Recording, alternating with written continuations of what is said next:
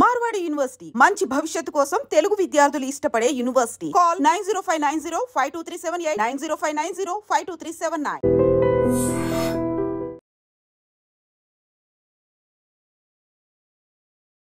Hi hello నమస్తే, welcome back to iDream media. ఈరోజు మనతో ఉన్నారు మోటివేషనల్ స్పీకర్ అలాగే ఫ్యామిలీ కౌన్సిలర్ రజనీ రామ గారు.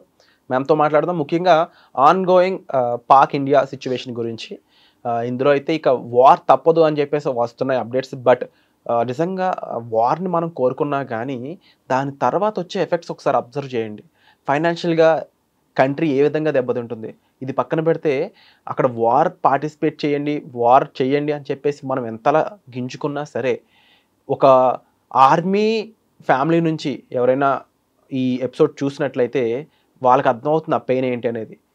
మీ హస్బెండ్ అయి ఉండొచ్చు, లేకపోతే మీ బ్రదర్ అయి ఉండొచ్చు, మీ సన్ అయి ఉండొచ్చు. అదే వార్లో మన ఇండియా నుంచి రిప్రజెంట్ చేస్తున్నప్పుడు తన ప్రాణానికి నష్టం కలిగే సిచ్యువేషను ఈ వార్. వాళ్ళ ఫ్యామిలీ సైడ్ నుంచి ఆలోచించండి. వార్ కంపల్సరీ అని అడుగుతారు వాళ్ళైతే.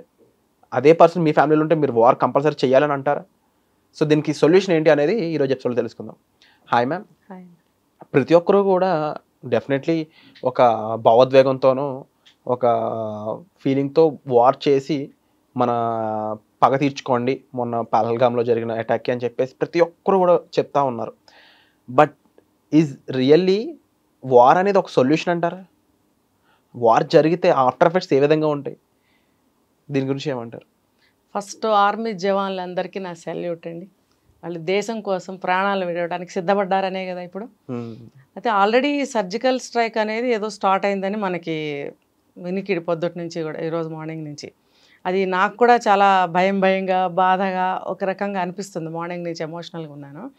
అయితే వార్ అనేది ఇప్పుడు ఇది ఒక బెదిరింపు, ఒక హెచ్చరిక అనుకోవచ్చు. సర్జికల్ స్ట్రైక్ అనేది మోడీ గారు తీసుకున్న నిర్ణయం. ఇప్పుడు ప్రజెంట్ అయితే ఆయన వాళ్ళకి ఆ పనులు అప్పచెప్పేసి ఈయనైతే ఇప్పుడు ఆంధ్రప్రదేశ్ వచ్చి అమరావతి దగ్గర ఉన్నారు. అయితే వాళ్ళు ఏంటంటే వాళ్ళు కూడా ముందు బెదిరింపులు చేశారు. మేము బాంబు వేస్తాము, న్యూక్లియర్ వేస్తాము, అది వేస్తాం, ఇది వేస్తామని. వేసినప్పుడు ఆ బెదిరింపులకి మనం భయపడిపోతాము అని చెప్పి. అయితే మోడీ గారు ఏం చేశారు, మనకి మొన్న పహల్గామ్లో జరిగిన దీనికి ప్రతి ఒక్కళ్ళకి కూడా ప్రతీకారం అనేది వచ్చింది. రివెంజ్ తీర్చుకోవాల్సిందే, వాళ్ళని అది చేయాలి, ఇది చేయాలి, అది చేయాలి. పాపం మనందరం ఇక్కడుండి అంటుంటాము, బోర్డర్స్లో ఉన్నవాళ్ళు కానీ, ఆ వార్లో పాల్గొనే ఆర్మీ జవాన్లు కానీ, జవాన్లు ఏంటి అన్ని క్యాడర్ వాళ్ళు ఉంటారు ఆ సమయంలో అక్కడ. ఒక కుక్కు దగ్గర నుంచి, స్వీపర్ దగ్గర నుంచి పై స్థాయి ఆఫీసర్ల వరకు కూడా బోర్డర్లో ఇప్పుడు ఉండి తీరాల్సిందే. మీరు అన్నట్టు వాళ్ళ ఫ్యామిలీస్ అందరూ కూడా చాలా దిగులుగా భయంగా ఎదురు చూస్తూ ఉంటారు మరి వాళ్ళు తిరిగి వచ్చే వరకు. అయితే మనం కోరుకోవటమే కాదు, వాళ్ళకు కూడా ఎంత ఇబ్బంది అనేది అర్థం చేసుకోవాలి. మెయిన్ ఆ దేశ ప్రభుత్వము ఈ దేశ ప్రభుత్వము నిర్ణయాలు తీసుకునే ముందు ఇవన్నీ కూడా ఆలోచిస్తారు. అంత ఈజీగా యుద్ధం అనేది చెయ్యరు. చేసిన సందర్భాలు కూడా ఉన్నాయి కానీ అది ఎప్పుడు ఏ సిచ్యువేషన్లో చేయాలనేది వాళ్ళు నిర్ణయిస్తారు. ప్రస్తుతం అయితే అది సర్జికల్ స్ట్రైక్ అనేది నడుస్తుంది, వాళ్ళ బెదిరింపులు నడుస్తున్నాయి. మనమైతే నోరు విప్పకపోయినా మనం చేయాల్సినవి మనం చేస్తున్నాం. ఇప్పుడు ఏం చేశారు, సింధు వాటర్ ఇండస్ ఆ వాటర్ని మళ్ళీ స్టాప్ చేశారు కదా. అసలు అది సింధు నాగరికత, ఆ వాటర్ ఉన్న దగ్గర నుంచి మన నాగరికత మొదలైంది. అప్పుడు భూభాగాలన్నీ ఒకటే. ఇప్పుడు వచ్చేసి అది మాది ఇది మాది అని చెప్పి మొదలుపెట్టినప్పుడు ఇది ఎలా ఉందంటే ఒక తల్లిదండ్రుల దగ్గర నుంచి ఆస్తుల కోసం గొడవలు పడే సంతానం లాగా తయారైపోయింది అనమాట ఇదంతా కూడా. ఇది చాలా దారుణమైన పరిస్థితి. అండ్ ముఖ్యంగా ఇప్పుడు వార్ అనేది అందరూ కూడా ఎక్స్పెక్ట్ చేస్తున్న విషయం. అయితే ఈ పహల్గామ్ అటాక్లో ముఖ్యంగా అబ్జర్వ్ చేసిన పాయింట్ కూడా ఏంటి అంటే, దాన్ని ఎవరైతే ఎగ్జిక్యూట్ చేశారో ఆ పర్సన్ ఎవరో కాదు అనమాట, పాకిస్తాన్ కమాండో అయిన హసీం బూసా అనే వ్యక్తి. అంటే పాకిస్తాన్ సైడ్ నుంచి చూసినప్పుడు ఆ ఆర్మీలో కమాండోగా పనిచేసిన వ్యక్తి ఒక టెర్రరిస్ట్ ముఠాకి నాయకుడు అయ్యాడు అంటే పక్కాగా ఎవరు ఫెయిల్యూర్ అని చెప్పొచ్చు, లేదంటే అది పాకిస్తాన్ యొక్క ఎత్తుగడని చెప్పడానికి స్కోప్ ఉందంటారా? ఇదే కరెక్టు. ఎవరి అసమర్థత ఏమీ కాదు ఇక్కడ. ఎవరి వ్యూహాలు, ఎవరి పథకాలు, ఎవరి ప్లాన్లు వాళ్ళకు ఉంటాయి. వాళ్ళు ఎప్పుడు కాన్సన్ట్రేషన్ ఏంటి, మన కాశ్మీర్ లాగేసుకోవాలని ఎప్పుడు ఆ పథకాల్లోనే ఉంటూ ఉంటారు. ఇప్పుడు రంజాన్ వచ్చింది, ఆ టైంలో ఊరుకుంటారు. లేకపోతే ఇంకొకటి ఏదన్నా వస్తుంది ఒక మతానికి సంబంధించింది అప్పుడు ఊరుకుంటారు. మిగతా టైంలో అన్నింటిలో కూడా వాళ్ళు పథకాలు రచిస్తూనే ఉంటారు, ట్రైనింగ్స్ తీసుకుంటూనే ఉంటారు, సమావేశాలు చేస్తూనే ఉంటారు. ఇప్పుడు మొన్న ఈ మధ్య డేట్స్ నాకు సరిగ్గా తెలీదు, మరి అక్కడికి వచ్చి హసన్ అనే అతను మీటింగ్స్ చేశాడని, దానికి కొద్ది రోజుల తర్వాతే ఈ అటాక్ జరిగిందని, ఈ పెహల్గాంలో కూడా అది అన్ టైంలో దాన్ని ఓపెన్ చేశారని కూడా మనం ఒకటి వింటున్నాం. అది ఎందుకు ఓపెన్ చేశారు, ఎవరు పర్మిషన్తో ఓపెన్ చేశారు, కొన్ని పర్మిషన్స్ ఉంటాయి. ఆ పర్మిషన్స్ తీసుకోకుండా ఎవరు ఓపెన్ చేశారు ఆ ప్లేస్ని ఓపెన్ చేసేటప్పటికి వెళ్తారు కదా, ఏం పర్వాలేదు మాకు పర్మిషన్స్ ఉన్నాయని చెప్పి అక్కడ స్టార్ట్ చేశారు. ఎక్కడైతే కాల్పులు జరిగినాయో అక్కడ స్టార్ట్ చేసినప్పుడు జనరల్గా వెళ్తారు. ఇప్పుడు వెళ్ళిన వాళ్ళకి ఇవన్నీ తెలియదు కదా, టికెట్స్ ఉంటాయి, ఎంట్రీస్ ఉంటాయి, అవన్నీ తీసుకుంటారు వెళ్తారు. వీళ్ళేంటి ఈ మీటింగ్స్ చేసుకుని ఈ ఫలానా రోజున ఇక్కడ మనము అటాక్ చేయాలి అని వాళ్ళ ప్లాన్లో వాళ్ళు ఉన్నారు. ఎవరి పనిలో వాళ్ళు ఉన్నారంటారు కదా, అలాగా వాళ్ళ పనిలో వాళ్ళు ఉన్నారు. వీళ్ళ అమాయకులైన మనుషులు ఏం చేశారు, చక్కగా పైకి వెళ్ళిపోయారు. అసలు నన్ను అడిగితే ఎక్కడికి పడితే అక్కడికి వెళ్తారండి. మీరు పెహల్గాం వెళ్ళారు, ఆ చుట్టుపక్కల అన్నీ చూసుకోండి, ఇంకా ఎక్కడికో పైకి ఎందుకండి? ఎంత పైకి వెళ్ళినా మీకు కనిపించేది హిమాలయాలు, ఆ చెట్లు, ఆ వాగులు, సుందరంగా ఉంటుంది, చల్లగా ఉంటుంది, ఆహ్లాదంగా ఉంటుంది. ఇక్కడ నుంచి మీరు అది చూడలేరా? దాని పైకి వెళ్తే మీకు ఏమైనా కనిపిస్తుందా? అంటే మరోపక్క ఇప్పుడు అదొక విజిటింగ్ ప్లేస్, డెఫినెట్లీ కాదనలేము. వీళ్ళు సరిహద్దు దాటి వెళ్ళే ఇలా సిచ్యువేషన్స్ ఉన్నప్పుడు అక్కడ సైన్ బోర్డ్స్ కానీ లేకపోతే ఆర్మీ జనరల్స్ లేదంటే అట్లీస్ట్ ఆర్మీ పర్సన్స్ ఉండడం అనేది ఒక సెక్యూరిటీ కూడా లేరు కంపల్సరీ. బట్ అది లేకపోవడం ఎవరి బాధ్యత? అదంతా ప్లాన్ లో ఒక భాగం. బాధ్యత అంటే మన ఇండియన్ గవర్నమెంట్ కూడా చూసుకోవాలి. అది ఒకటే జరిగిన పొరపాటుకి మోడీ గారు కూడా ఫీల్ అయ్యారు, క్షమాపణ చెప్పుకున్నట్టుగా ఉన్నారు. అది ఒక్కటే మనకి ఫెయిల్ అయ్యామని ఒప్పుకున్నారు. అయితే ఆ అవకాశాన్ని వాళ్ళు ఎంత బాగా ఉపయోగించుకున్నారో చూసారా? మరి ఇది అన్ఎక్స్పెక్టెడ్గా ఎవ్వరు ఊహించని విధంగా చేశారు. అయితే మనం ఎప్పుడు ఊహలోనే ఉండాలనేది ఇది మనకి తెలియజెప్తుంది అనమాట. మనకు అక్కడ ఎటువంటి పర్మిషన్స్ లేనప్పుడు మన గవర్నమెంట్ కూడా ఒప్పుకోకూడదు. వాళ్ళు అనగానే వీళ్ళు కూడా సరే అన్నారు. అది మనం జరిగిన పొరపాటు అనమాట. నేను అదే చెప్తున్నా, ఎక్కడైనా సరే దేన్నైనా మనం దూరం నుంచి చూసి ఆస్వాదించాలి. ప్రతి దాని ఒక చెట్టు బాగుందని చెప్పి చెట్టు ఎక్కి చూస్తామా, దూరం నుంచి చూస్తామా? ఒక కొండ బాగుందంటే దూరం నుంచే కనిపిస్తుంది, ఆ కొండ మీదకి ఎక్కితే ఆ కొండ ఏం కనపడదు మనకి. ఆ అమూర్ఖత్వంలో నుంచి బయటపడాలి. జనం కూడా ప్రతి చోటకి వెళ్ళిపోతున్నారు. ఇప్పుడు ఇదంటారు, ఇదేదో యాత్ర, ఇంకోటి అమర్నాథ్ యాత్ర ఏదో స్టార్ట్ అయిందంటున్నారు. ఒక పక్కన ఇది ఇంకా ఇదవనే లేదు, ఈ యాత్ర స్టార్ట్ అయిందని చెప్తున్నారు. మరి జనం వెళ్ళేవాళ్ళు వెళ్తూనే ఉంటారు, జరిగే ప్రమాదాలు జరుగుతూనే ఉన్నాయి. ప్రజలు కూడా ఆలోచించుకోవాలి. సో ఒక పక్కన ప్రజలు అప్రమత్తంగా ఉండాలి, ఇంకో పక్కన ప్రభుత్వం అప్రమత్తంగా ఉండాలి. అయితే ఇంక దీనికి ఒక ప్రాపర్ సొల్యూషన్ అయితే లేదంటారా?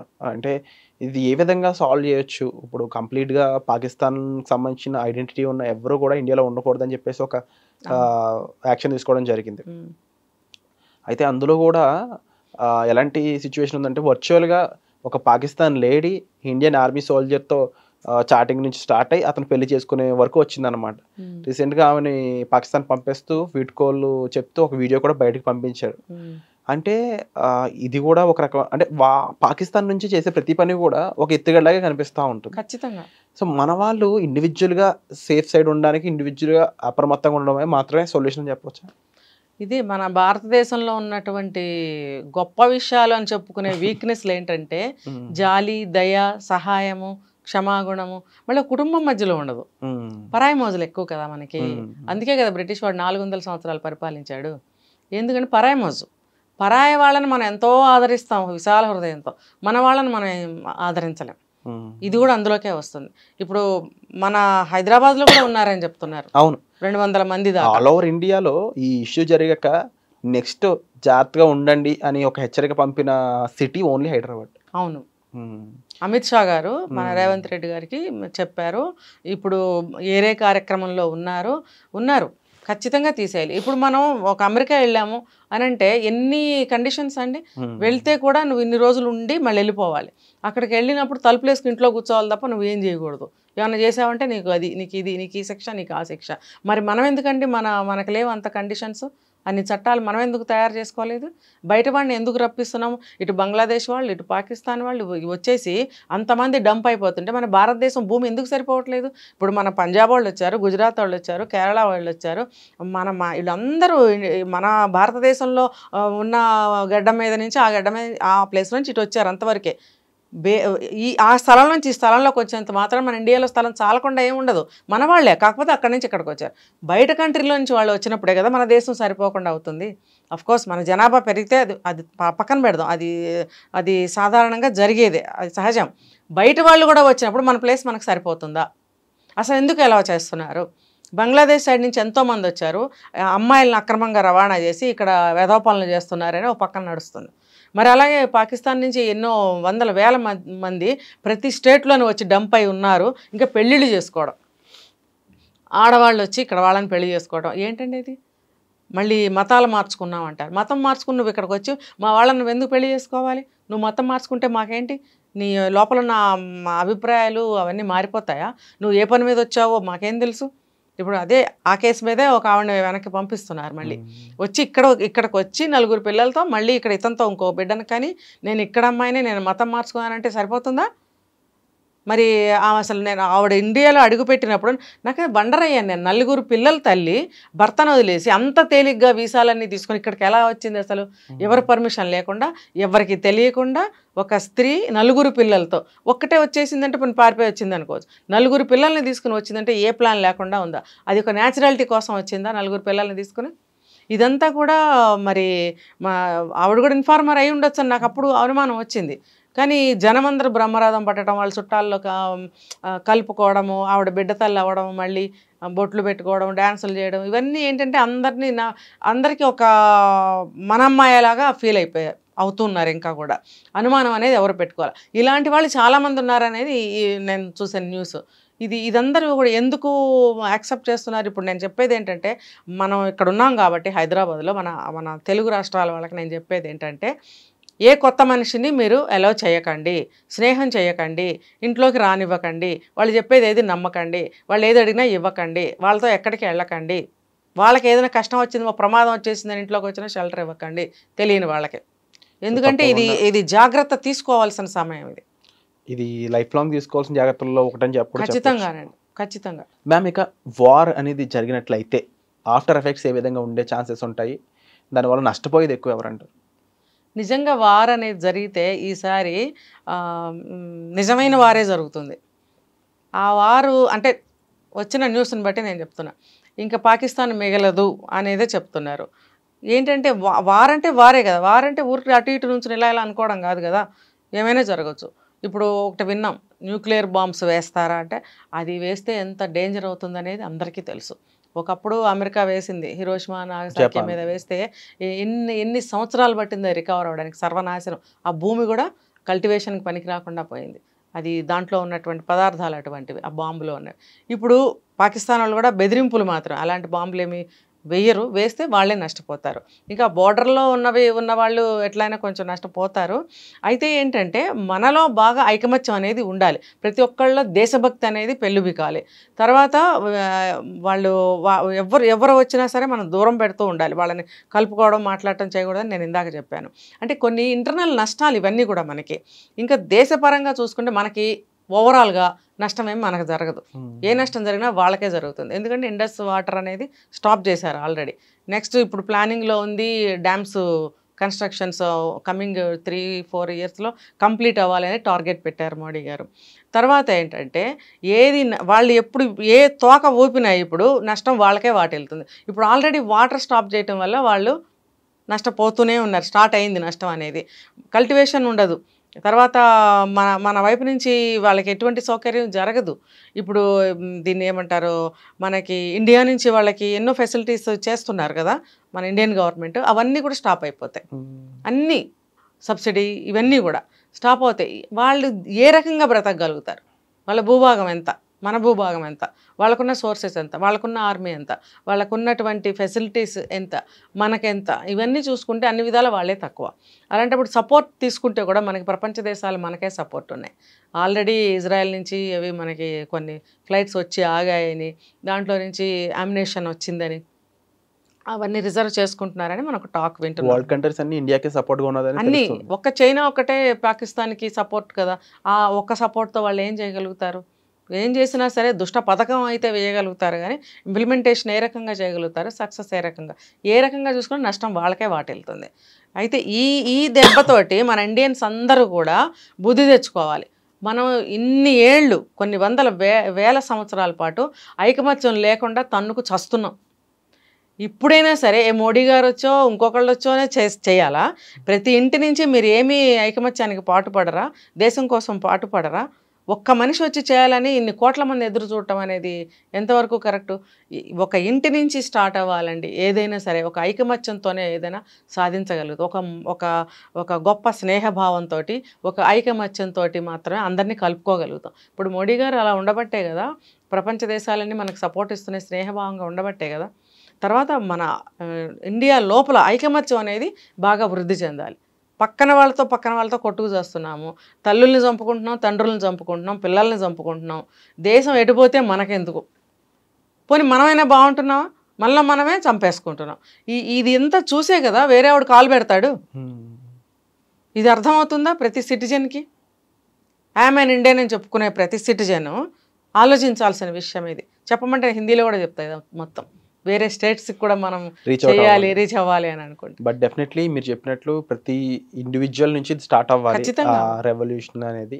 అండ్ అది ముఖ్యంగా మన కంట్రీ, మన దేశం అంటే గురజాడ గారు చెప్పినట్టు దేశం అంటే మట్టి కాదు మనుషులు అని చెప్పేసి. సో మనకి ఆ అవేర్నెస్తో పాటు ఆ దేశభక్తి నింపుకోవాల్సిన టైం ఇది. దాన్ని జీవితాంతం మోయాల్సిన రెస్పాన్సిబిలిటీ మనది. అది ప్రతి ఒక్కరు అర్థం చేసుకోవాలనేది ఈ మెయిన్ మోటోనే ఈ ఎపిసోడ్ అండి. దీనిపై మీ అభిప్రాయాన్ని కామెంట్ సెక్షన్లో క్లియర్గా మెన్షన్ చేయండి. Thank you so much. నిజంగా ప్రస్తుతం ఉన్నటువంటి సమాజం దేనికి ప్రయారిటీ ఇస్తుంది? ఆర్థిక సంబంధాల చుట్టూ మాత్రమే తిరుగుతుంది. మళ్ళీ ఎన్నికలంగానే చాలా విరక్తి కలుగుతాం. మంచి అనిపిస్తుంది కదా, లేడీస్ కూడా ఛాలెంజింగ్ జాబ్స్ చేసినప్పుడు చాలా బాగుంటది. ట్రాఫిక్ అసిస్టెంట్స్ గా నియమించిన ట్రాన్స్జెండర్స్ అందరితో సాల్యూట్ చేయించుకుంటున్నారు. ఫుడ్ డెలివరీ ఇవ్వటానికి వెళ్ళినటువంటి డెలివరీ బాయ్ అనిల్ పై కళ్ళ ముందు